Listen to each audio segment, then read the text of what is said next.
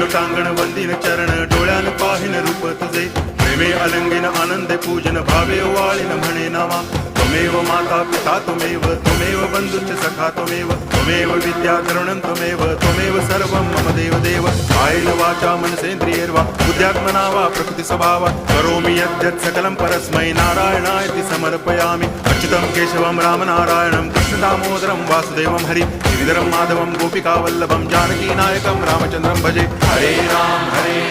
Ram Ram Hare Hare Hare Krishna